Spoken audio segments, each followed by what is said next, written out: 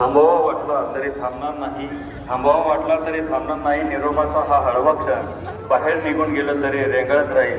या प्रांगणातच माझे मन, या प्रांगणातच माझे मन. या उक्तीप्रमाणे आज आपण इथे सकाळी इयत्ता 10वीच्या निरोप समारंभासाठी, निरोप समारंभ म्हणण्यापेक्षा याला आपण शुभचिंतन सोहळा म्हणू शकतो, कारण इथे जमलेले प्रत्येक जण तुम्हाला पुढील आयुष्यासाठी शुभेच्छा देण्यासाठी जमलेले आहे. आजच्या या कार्यक्रमाच्या अध्यक्षा व शालेय विद्यालयाच्या प्रभारी मुख्याध्यापिका सौ परदेशी मॅडम, विद्यालयाचे पर्यवेक्षक श्री रासकर सर, श्री कुंभा सर, तसेच आजच्या कार्यक्रमाचे प्रमुख पाहुणे आपल्या विद्यालयाचे माजी प्राचार्य श्री देशपांडे सर, इथे बसलेले ज्येष्ठ शिक्षक खंडागळे सर, ज्येष्ठ शिक्षिका आभारे मॅडम, इयत्ता 10वीचे सर्व वर्ग शिक्षक, माझे सहकार बंधू भगिनी आणि इयत्ता 10वीचे सर्व विद्यार्थी मित्रांनो, आजचा हा क्षण असा आहे की जो आपल्या पुढील आयुष्यासाठी कुठेतरी थांबून नवीन उंच भरारी घेण्याचा आहे. आजपर्यंत तुम्ही या शाळेमध्ये, या ज्ञानरूपी घरट्यामध्ये बरंचसं ज्ञान तुम्ही घेत राहिलात, साठवत राहिलात आणि याचा वापर तुम्हाला या पुढील आयुष्यासाठी करायचा आहे. तेव्हा त्यासाठी आपण या ठिकाणी इथे जमलो आहोत.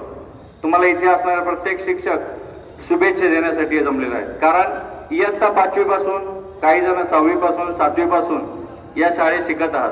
2 वर्ष 4 वर्ष तुम्ही इथे शिकत आहात. इथे असणारा प्रत्येक शिक्षक तुम्हाला त्यांचं ज्ञान, त्यांच्याकडे असणारं ज्ञान संपूर्णपणे देण्याचा प्रयत्न त्यांनी आजपर्यंत केलाय. तर त्यांनी केलेल्या कार्याला आभार मानण्याचा आजचा तुमचा हा दिवस आहे. तुम्ही देखील प्रामाणिकपणे रडत खडत ते ज्ञान तुमच्या झोळीत साठवलं, जमा केलं. पण आता या ज्ञानाचा उपयोग बाहेरील आयुष्यामध्ये उंच भरारी घेताना तुम्हाला त्या ठिकाणी चांगल्या प्रकारे करायचा आहे.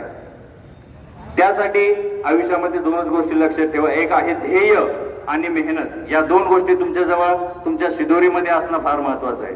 कारण आयुष्यात जर तुमच्या ध्येय नसेल तर रस्ता कधी सापडत नाही आणि शेवटी कुठे जायचं हे शेवटपर्यंत कधीच कळत नाही. त्यामुळे आयुष्यात प्रत्येकाकडे काय असणं गरजेचं आहे? ध्येय. बघा, एक छोटीशी गोष्ट आहे. तुमच्यासारखा एक विद्यार्थी आहे, रेल्वे स्टेशनला उतरला आणि त्याला जायचं होतं बस स्टँडला. बस स्टँडला तू जायचं होतं. तिथे उतरल्यानंतर त्याने एका रिक्षावाल्याला विचारलं, अहो मला बस स्टँडला जायचंय, तर किती लांब आहे? ते रिक्षावाले म्हणाले बरंचसं लांब आहे. म्हणजे म्हणे किती रुपये घ्याल? ते म्हणे 100 रुपये होतील. त्याला वाटलं 100 रुपये, एवढं करण्यापेक्षा मी चालत जातो. आणि तो चालत निघाला.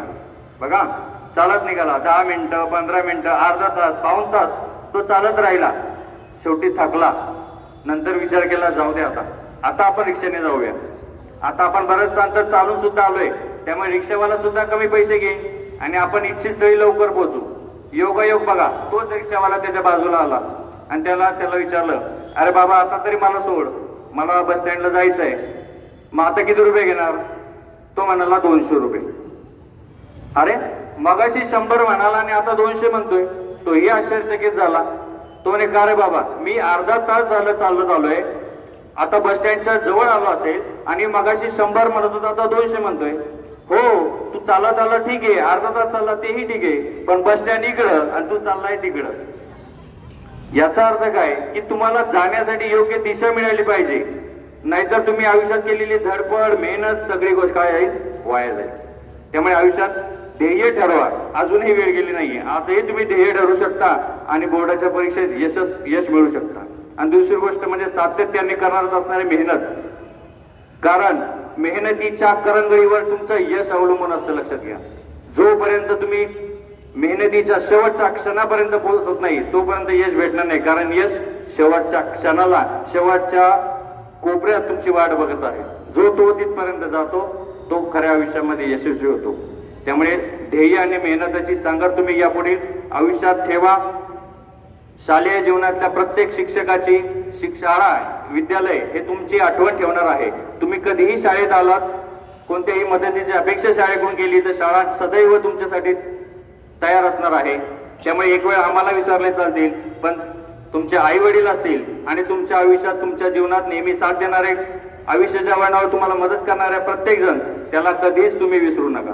तुम्ही थांबलात, थकलात तर छत्रपती शिवाजी महाराज आणि छत्रपती संभाजी महाराजांचे चरित्र वाचा. त्यांच्या कथा, त्यांचा संघर्ष, त्यांचा यश वाचा. तुमच्या अंगात नेहमी रक्त सळसळेल आणि तुम्ही पुन्हा तेजाने पेटून उठाल आणि नक्कीच आयुष्यात उंच भरारी घ्याल. एवढं बोलून मी माझे प्रास्ताविक थोडं थांबवतो आणि तुम्हाला सर्व विद्यार्थ्यांना 10वीच्या